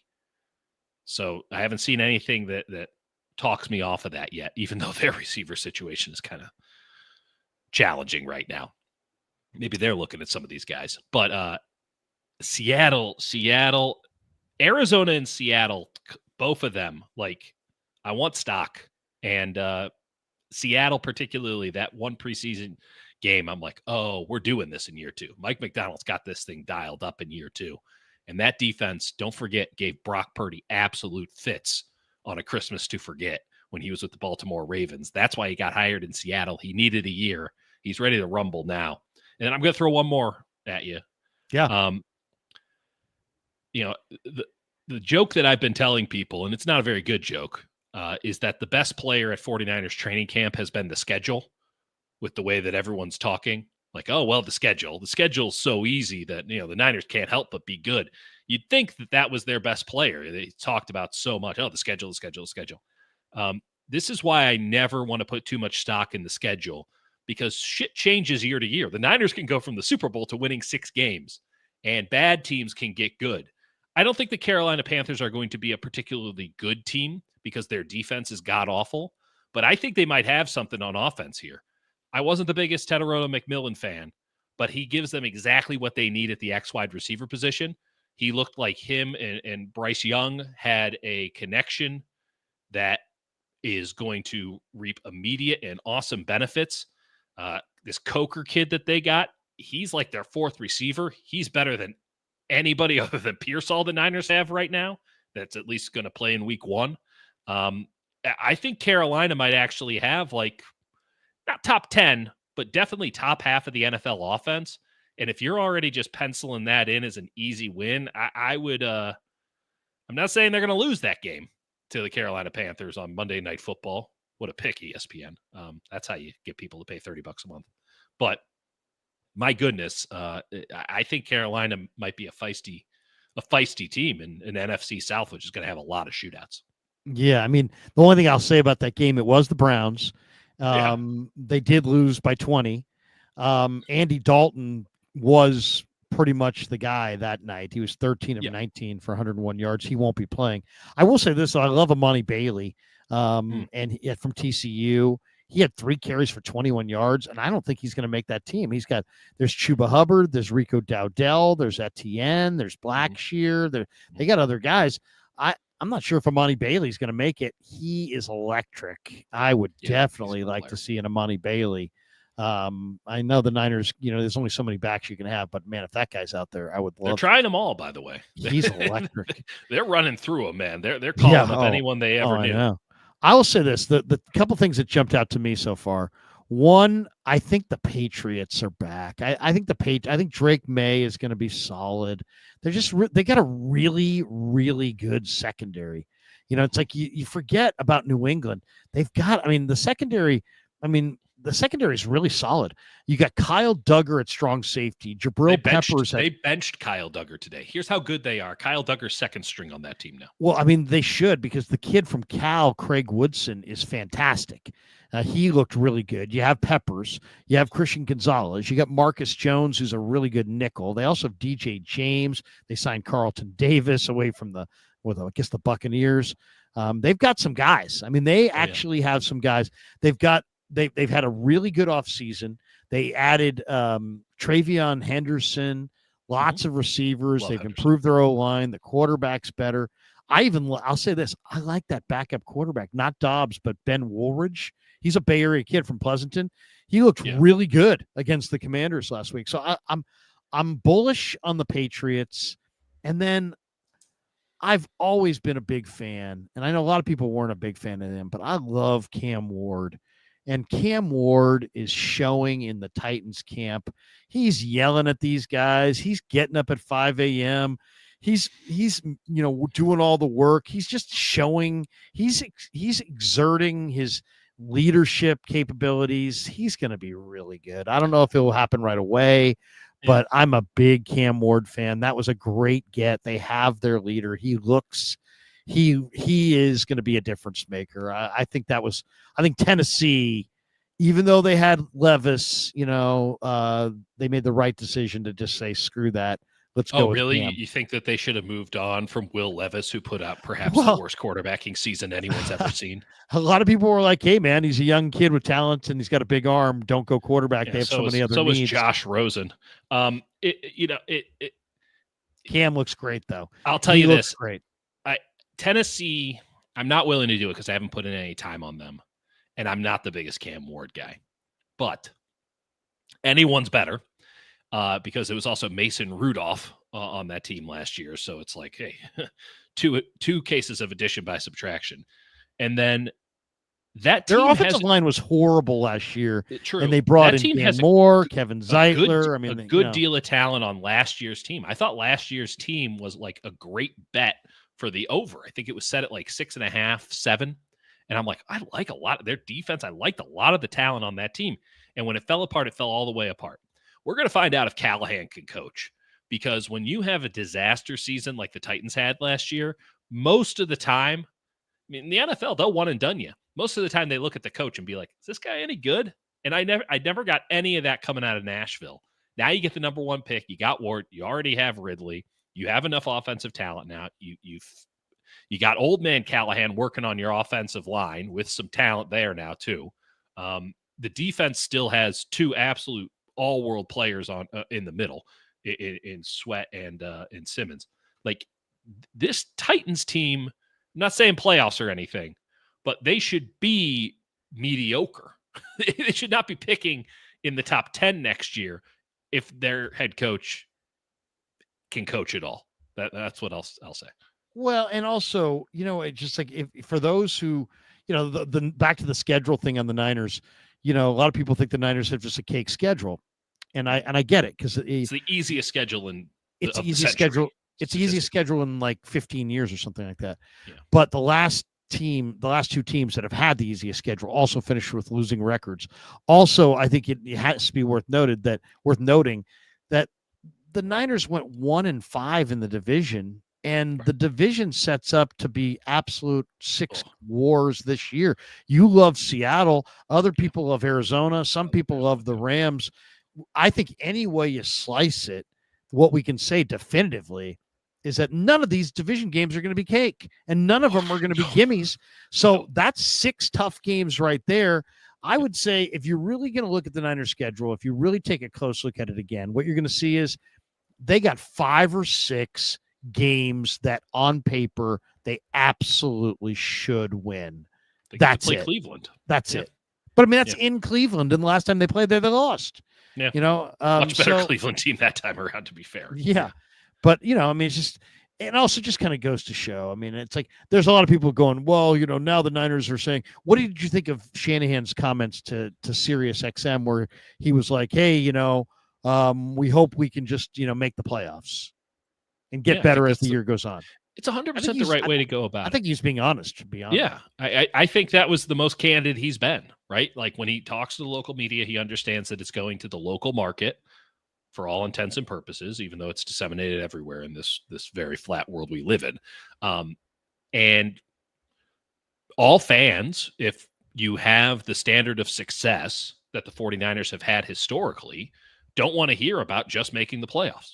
I got no problem with that. That's a fair standard to have if you're a San Francisco 49ers fan. Super Bowl or bust. I don't want to hear about anything else. This is not a Super Bowl team. It isn't. Doesn't mean they can't make the playoffs. But everything that I've seen off of this Niners team just reeks 9-8. Sometimes that's 10-7. Sometimes that's 8-9. But they just reek right down the middle. And that they're building towards something perhaps impressive next year if they can get those 9-8 wins this season. 26 could really be something special with a lot of guys coming into their second year. Second half of the season could be special. But it's going to be tough sledding for this squad. You got 11 rookies. They're going to be trusting like 6 first-time starters in week 1. And that's taking into account something. Then there's going to be more injuries, right? Then they're going to play football, and you're going to need more first-time starters. And we saw how that happened last year where, hey, that first wave of injuries happened, and there was nobody to replace them. And the guys that were supposed to hold on, free agent signings, they sucked, and the rookies weren't ready. And maybe something a little bit happened late in the year, but not really. Not really. And they won 6 games. I'm not saying that's in the cards again. What I am saying is if you plan on making the playoffs, a good way of doing that is to take care of the division games early. And you get 3 in the first 5 weeks. If you come out of that 2-1, I'm willing to buy anything 49ers. But you could easily come out of that 0-3, in which case I can already hear it now. Kyle coming up to the podium being like, I don't know why you guys got all excited about us. We've been building for 26 this whole time. Do you see how many rookies we got? Like they can, Larry, you're right. They have not chosen a path because they are going to take whatever path looks most fortuitous whenever their destiny is decided on the field. They are playing both sides. That way they always come out on top. They are too young to be successful. If they win, then hey, why did you guys not believe in us? Why didn't you believe in us? And if we they have lose, Hall of Fame like, players hey, and great coaches. We got we know what we're doing. You guys suck. And if they suck, they're going to be like, why'd you believe in us? That's stupid. We have so many rookies. It's brilliant. Come on, only a fool would see a team this young could have a chance. That's right. That's right. Exactly. They're never going to pick a lane. The lane will be chosen for them, and then they'll pretend that was what they were trying to do all along. Let's hit some supers and bolt for the door. This isn't a super, but this guy's so negative I had to go. You guys are such doomers on the Niners. These are the 2 biggest crying sports reporters in the Bay Area. We don't I can cry. I can cry on cue. I'm not good. We don't do rah-rah stuff. I mean, if it comes off a little negative, you know what? Whatever. People always say know your audience. Like, you live in an a la carte world. Like, know who you're clicking on. What do you want me to tell you? That Russell Gage is going to catch 100 passes for 1,000 yards this year? You don't want to live in reality. That's your prerogative, but you're not dragging me down with you. There's somebody up or down a dial or button that probably is saying, give me a 4, give me a 9, give me an E, give me an R, go join them. MSQ said, Krug, you're the effing reason I hopped on the Pleasance hype train in May, and I won't have the conductor of the Pleasance hype train change course, LOL. Much like the start of this stream, I'm happy to take over. I'm off the Pleasance train, man. I am. I mean, hey, let's just say this, man. As Allen Iverson said, it's practice. Now we're getting into real stuff, and it ain't practice. And suddenly Pleasance doesn't look good. But you know what? I'm one of those people that I'm always open-minded. I go to every practice open-minded. I haven't decided. Tomorrow's a new day. If he's badass, go out there and show me you're badass, young man, and I'll say it. I'll say it on the show, and I'll say it with my chest. I'll say it boldly. But if you suck and you can't play, I will say that as well. And that's just the way it's going to be. James Foster says, who has the best season, Cowing, Watkins, or JJ? I'm going to say Watkins. I think you need real speed, but you also have to have durability. Cowing has speed, and Watkins has speed, but durability. JJ, I think, is going to, not playing at all in camp is not a great way to go. I would say a soft tissue injury in September is probably going to be par for the course. So I'll say Watkins. I'll go with the guy who has a future over the guy who has a past. I agree with you that Watkins is a better option than Cowing. By the way, Watkins has a soft tissue injury currently. That is a high ankle sprain that he just didn't know about. It's a weird one. They're like, he didn't even report it after it happened. Now he's out for a month. Love that. If it was a playoff game tomorrow, he'd play. It's just the only thing running through my head. It's got to be Jennings. He's got a lot to play for fiscally. He's going to push this thing. He didn't practice last year. He almost had 1,000 yards. I don't disagree with the injury risk and the probability that he's going to miss some time, but I don't think it's a very high bar to be the best of these three receivers right now. James Foster in the house. So that was James Foster. Jake Moody in the house. Hey, Jake. Hey, Jake. Welcome in. Hey, congratulations on your win of the kicker battle royale. And sweet, bright orange shoes. I like them. Jake Moody, the more pressure I have, the better I get. Also, when I'm healthy, I'm automatic, and my special teams coach believes in me over his own guy. Better believe I'm him. I believe it. There you go. It's only Larry that's naysaying Jake Moody, and he's the only one. No one has ever said anything bad about Jake Moody, but this just crying doomsday. I'm kind of against anybody who says about themselves, I'm him. Yeah, but, I'm with you. It's like, it's generally it's kind of I don't know. It just it rubs me wrong. Mark Mick says, second favorite show next to Krug and Cohn, Dieter's back. Okay, well, you know what? I appreciate Love that. coming in second. Yeah, Dieter. It's $5 for Larry. I don't know. and Dieter, Dieter's outstanding, as you guys all know. That's why there's so many people here. MSQ. What is with the him stuff? I know, seriously. They said Mariota was him in 2015 for Tennessee, and then y'all just learn about pronouns? Jesus Christ. Seriously, I hate that expression. That one, and he's good people. MSQ. There's nothing worse than changing brutal. your singulars and your plurals. MSQ, history could repeat itself for Ward and the Titans. He could suck. We all agree. No one knows. It's the Titans. Remember the Titans. Titus Moeller, what is your level of Watkins route running? What's your eval of Watkins route running ability? I like it. I like his route running ability. I like this guy. This was one of only 3 players that I actually mocked to the 49ers that they actually took. I was a big fan of Watkins. I thought he was going to be the greatest draft pick of all time because he was projected by the draft people to go undrafted or go in round 7. Then, like right before the draft, they moved him up when I think some of the indications got out that he was going higher. The Niners took him in the 4th. It's easy to say it's a reach, but the bottom line is, when you play in the SEC and you're productive and you have measurables, I'm drafting you. Okay, that's it. That's it. There is no higher football league than the SEC in the college game. If you have and you produced within that league, and you went to the combine and showed that you had big time pro athleticism and measurables, yes, I'm drafting you. You have that subsection, the intersection, if you will, of great athletes and great production in a big time conference. You show me the guys that are in the draft over the last, in your memory, that played in a great conference, produced at an incredible level, were awesome testing athletes, and failed. It just virtually doesn't happen. This guy is going to be really good. You've already seen it. Trent Richardson. That's a good one. But he was really slow. And it's funny. I'll give you another one. This is before your time, so it's a little unfair. But Huey Richardson. Oh, that's played for Florida. Yeah. And he was great in the SEC. Yeah. And he did nothing in the pros. And he had only 4 reps of 225. He wasn't strong at all for a defensive end. The other guy who I loved at Florida, another guy who was great, his name was Charlton. I forget it wasn't Taco Charlton, but there was a guy named Charlton who went in the first round in the 80s from Florida who was supposed to be great. Guy looked amazing too. Nothing. Yeah. I'll say this on Watkins. I was a bigger fan of Antoine Wells. That offense that they ran at Ole Miss is a little video gamey.